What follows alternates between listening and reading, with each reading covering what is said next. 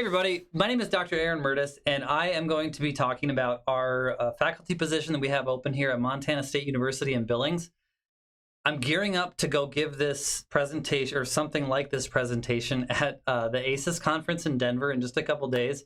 But I wanted to do this kind of thing for those of you who either may not be going or want to get kind of an advanced jump on finding positions and that kind of stuff. So I'm going to describe this here, and then I'm going to go there. And if you happen to be there, I'll talk to you more about it. Or as you'll see in a little bit, I'll give you my phone number. And if you want to talk about the position, I'm happy to talk about it. Last year, I chaired the search committee for another faculty. And we actually have 2 positions open now. So I'm not chairing this one, but I will talk to you about it. And I'm kind of doing the recruitment and all that kind of stuff because the other person who's chairing it can't come to the conference, whatever. Lots of busy schedules, lots of busy things going on. So anyway, I'm kind of your guy if you want to talk about the program. But the reason I'm telling you all this other stuff is because I can kind of talk to you off record about my experience and how it's been. I've been a faculty here for 4 years. This is my 5th year now. And so I can talk to you kind of off record about what it means to be here. And that's kind of what this is going to be about too, because I want to you guys can all read job descriptions and you know all the regular things like got to have a PhD and you got to come from a CACREP institution and all that kind of stuff. But I want to talk to you about the things that people I think actually want to know about when they're coming to new communities. And of course I'm going to miss stuff because I don't know everything that you want to know. So feel free to tell me what those things might be and we can talk more specifically about you, which is what we're kind of getting at. But part of this is kind of a informal talk, and I want it to be that way because I want hopefully other people to either know that we are an informal group of faculty that want someone to come into our community and be a part of it. I don't want to give you just the stale sales pitches that I don't know what other programs give as far as sales pitches, but it's not about that. It's like, I don't want to tell you just the things that HR only allows us to say. I want to say the things that you really want to know. So that's kind of the tone of this. But I am going to give you kind of an official sales pitch too, because the stuff behind me the pictures are relevant and they're real too. So this is our campus. I picked out the prettiest ones that make us look the best because that's how these things work. I'm not going to pick ugly pictures of our campus. It's hard to really show you our building, but if you really care, I know it's hard to get a sense of this anyway, but it's this one right over here. If my fingers weren't getting chopped off, you'd see it. We're a small-ish school, but we have athletic teams and sports teams and that kind of stuff too. Which you see up there.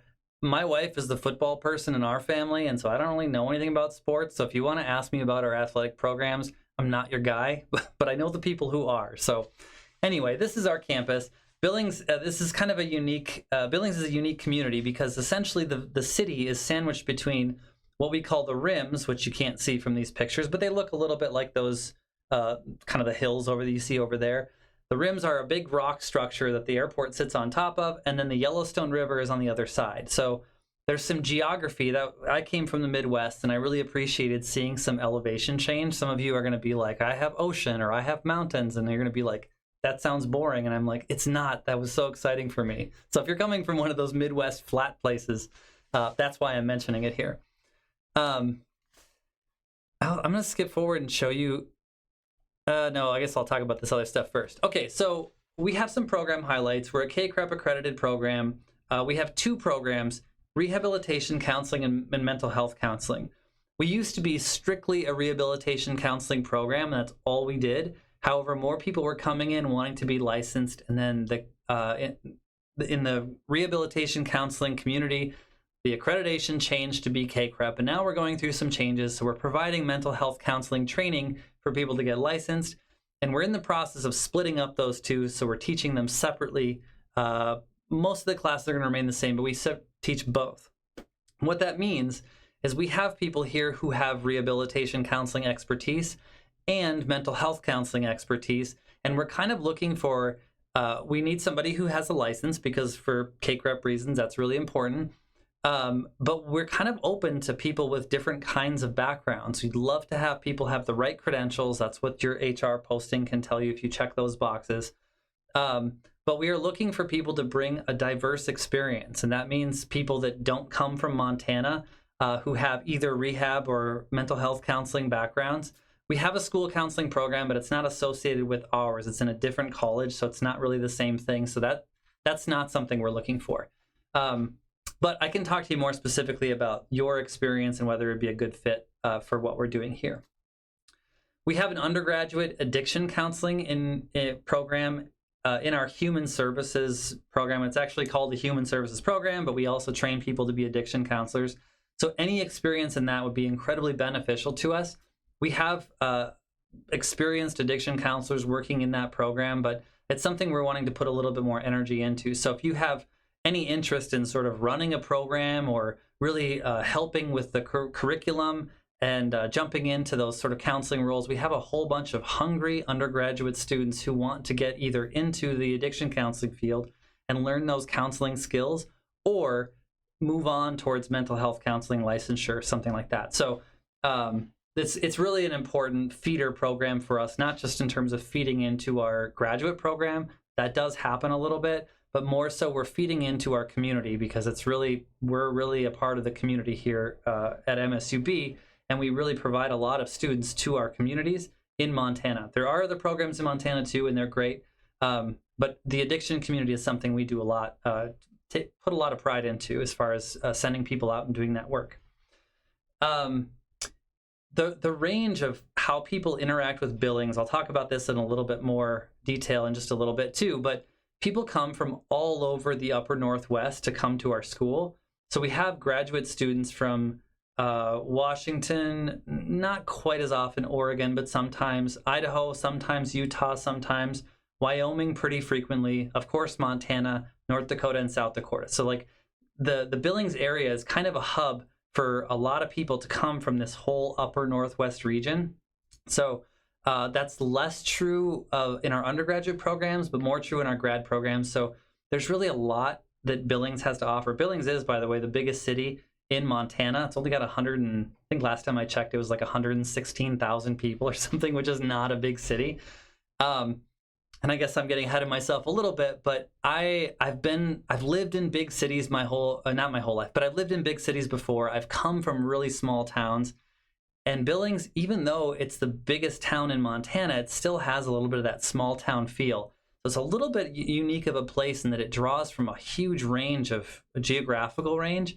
And people come from all over the place to come here, and yet it doesn't feel that big. So that's kind of, for a lot of us around here, we really appreciate that. So I'm getting ahead, so I'll talk about that in a little bit. Our student body is growing. I assume that's the case in just about everywhere because I think a lot of people are hiring right now, which really puts you in a good position to be interviewing and looking at different places and all that kind of stuff. So I'm really aware of that dynamic. But our student body is growing, and we really, really just need people to come fit in and help train those people who are coming here. So there's more details that I can share on that, but I'll share that outside of a video, not because it's secret, but just because I want to keep this going kind of quickly. We have we have a clinic that used to be part of our rehabilitation counseling program, and we just we haven't received the grant yet, but we've submitted it, and it's pretty likely that we think we're going to get it. But it's for $15,000 to really upgrade our clinic. And I'll tell you more specifically about the plans that we have for that. But we're really trying to boost that up because we want more clients coming on campus. We want more interaction with our students in the clinic. And so currently I'm the clinical coordinator, and we're also looking for somebody eventually will have to figure out who's going to help us run that. I know I think what that sounds like for a lot of you is, oh my gosh, if I'm starting out in my counseling educator career, I'll get stuck with the jobs that keep me on campus for 1 million hours, and there's so much work and all that kind of stuff. And absolutely there's work involved in it, but this is something where we really want to share that workload. We do a decent job, I won't say like an excellent job, but a pretty good job, I think, of sharing the workload amongst our department too. And we have this happening. This is just an opportunity if you were to want to come in and participate in getting that clinic up and going, what that looks like with your faculty load and whatever kind of research interests you may have, that's something that will balance out too. But we are trying to build our clinic so that it's has more of a functional role in our fieldwork process. The other thing too is that we have had and we'll continue to have lots of conversations about professional development. We all talk about it as faculty and how we can get funding to go to different conferences and that kind of thing. But depending on where you're at in your career, you may have different interests. Like if you are ABD and you're just applying, but you're getting ready to try maybe start next fall, or you will still be ABD, we want to support your interest in getting your schooling done. If you've just finished and you're launching your research priorities and kind of figuring out this early career stuff, that's the kind of thing that we want to help you prioritize, and we try to be very intentional about that. Because we're a smaller school, there's obviously going to be less resources, but what is here, and I can tell you this from my personal experience, what is here is money and opportunity to build a network of people and research threads, I guess, for lack of a better term to say, like exploring the kinds of interests and providing funding to help you with those. That's something that we take kind of seriously and that we want to really encourage for you. So whatever that may look like for you, we want to provide that kind of stuff. Some of you may say, you may be going through school, or you're coming from another school and you're like, I hate research, I don't want to do it. And so what research looks like to you, or what you don't want it to look like, that's also part of our conversation too. I don't have a strong background in publishing in high impact journals and doing lots of really detailed statistics. I love learning about it, but I just have never made that a priority. So my research has been much more like community focused or project focused based. And that's something we have the potential to do a lot more of around here because of our close connection with the community too. So there's lots more to say about that, but I'll just kind of leave it at that for now. So we're actually looking for 2 positions. We just got a new faculty line because we're trying to build capacity so we can accept the students that are wanting to get into our program, who are waiting at the door for us to kind of get our act together. So I just realized there's a thing on the screen. I'm going to see if I can cancel it without breaking it. I did it. All right. Proud of myself. So there's an official link for our position description. We'll have one up by the time you get this. It'll already be up. There should be another one coming if not, but we're going to do one search, and we have 2 positions to fill. So that's all that you really need to care about, I think. Some of the special considerations, in addition to what's on the posting, I've already mentioned that we want to support graduate counseling faculty. So you would have you'd be teaching in our graduate program, as well as all of us contribute to teach in our undergraduate program as well in some counseling capacity. I guess I got ahead of myself, so I've said all this stuff. So we're building a clinic. We'd love help developing it, room for professional growth, et cetera, et cetera. Okay, so what else do I need to say that I haven't already said? We're primarily a teaching school, which means that we support research endeavors. We have more and more students as they're coming in from places around the country. Some have been to other programs. Some of them are going on to doctoral programs. And so we're really trying to provide that research foundation for students. The other thing that I get questions for in the time that I've been on a couple searches now, and I get questions from people about the workload and how much like extracurricular stuff gets loaded onto you in terms of like committees, assignments, and that kind of stuff. We have a dean who I believe, and I've experienced this, I believe he's really supportive of us and understands about that work-life balance and that workload balance. So yes, there are going to be, expectations or opportunities, how you want to interpret that. There's going to be stuff that you'll want to do to get to know the campus and other people on it. And there's always going to be work to do within our department, for the college, for the university at large.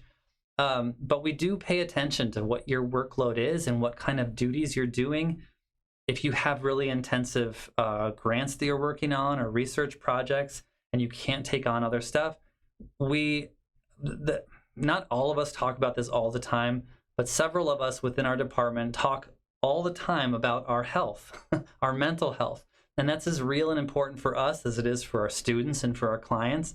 And so finding the right balance between what you can do, what you're willing to do, and helping us all set boundaries with each other by talking about these things is really important to us. So as a program or as a department, we protect our faculty from overburdening from university tasks. So there's more we can talk about that too, but that's a question I get from people is, are there going to be expectations to do a million different things? Maybe, but how we help and support each other to set good boundaries and good balance, not only because we need our health, but we're modeling that for our students too. So that's something that we find really important.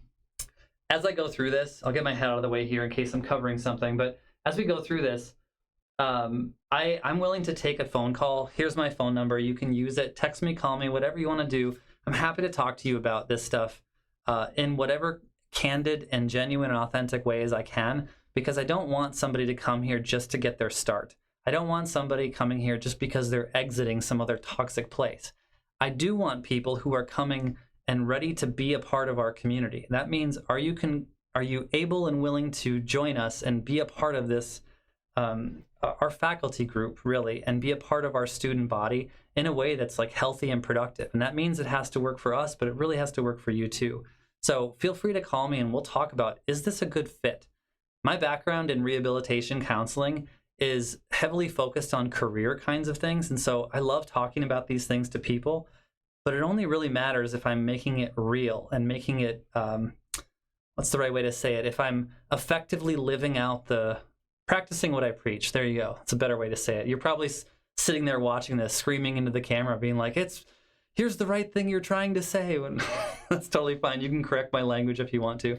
But I want to be demonstrating that we want to talk about with you as openly as we can about the things that are really important to you, and also the things that we're looking for and that are important to us too. Not just going through the whole interview process, trying to feel each other out and see if we're making the right moves and strategizing appropriately and that kind of stuff. There's a place for that, but I don't have time for that. So I won't go into this lecture and get on a soapbox, but interviews are about getting to know people and finding out if we're a good fit. And to me, they oftentimes can feel like speed dating, like trying to pick a long-term partner that you're locking into a relationship with, a contractual one by hiring, right? With only like an hour or a day-long interview. And to me, that just isn't enough. So in my opinion, yes, we have to provide equal opportunities, and we have to follow all the laws and the rules of hiring through our HR department.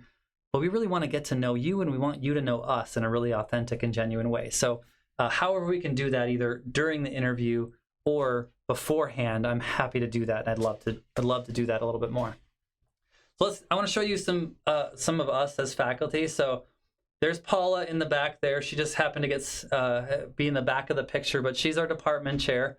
Dr. Marty Holine, he's up there. He provided a bunch of the pictures, some of the pictures you'll see in a little bit. He's our newest faculty member, started 2 years ago. Patricia Nichols, she is our lecturer. She teaches mostly in our undergraduate program, but she's been in the Billings community for a long time, and she really knows our program and the student body and that kind of stuff. And then Dr. Ambreen Masood, she has been, aside from Patty, she's been here longer than everybody else. And so that's us. And then, of course, there's me, who you can see. I'll save this for later, but I'm happy to also talk to you about our department dynamic. That's one of the things I think. So I'll mention this here, and then I'll go back to the pretty pictures that I posted because I want you to see those too. But our program culture, if you can't get this already by the way I'm talking about this, we consider ourselves to be a pretty healthy department, meaning we don't want to get into feuds about, I don't know, like when there's conflicts, we try and deal with them. And we, as a core group, we really want to be healthy together.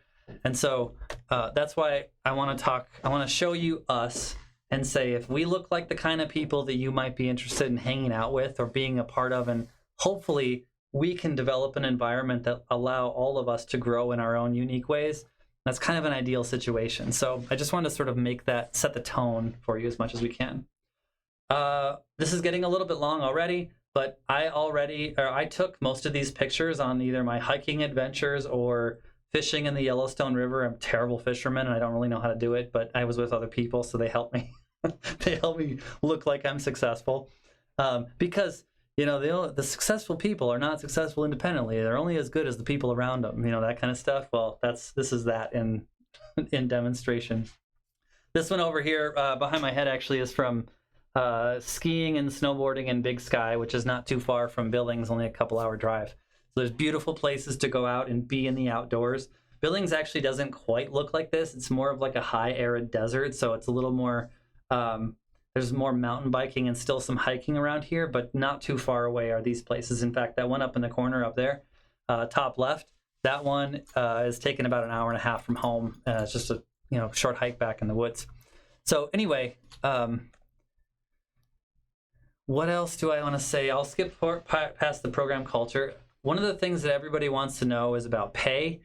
I'm going to skip over that one. I'll talk to you individually because pay differs depending on who it is and what stage you are in your career.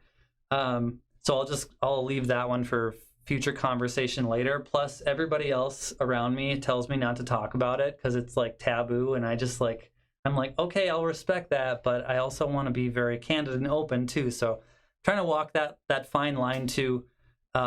So I'm not going to talk about it here, but I will talk to you about it as much as I can so you can make some informed decisions. The one thing I will say is that I've had many conversations with our dean and our provost and said, we have to be competitive and we have to make sure we're offering something of a competitive wage to people because they have a lot of options right now. And so they are hearing that. And I don't know what kind of offers they're willing to make, but they know that we need to be, at least match the game of everybody else so that we can try and snag the best of you out there. The other thing about coming here is that the housing market right now just sucks. It sucks everywhere. The interest rates are high. Renting is hard. One of the things I'm probably going to do is ask around to my friends who have rental properties. I know several good realtors too. And so when you come here, it's not... if you're making this big commitment to move, it's not a small thing. And so we'll do whatever we can to help you identify somebody if you want that. If you don't, you just want to do it on your own, that's okay too. No problem. But the housing situation is just goofy right now and it's expensive. And so we'll help in whatever way we can to make that move.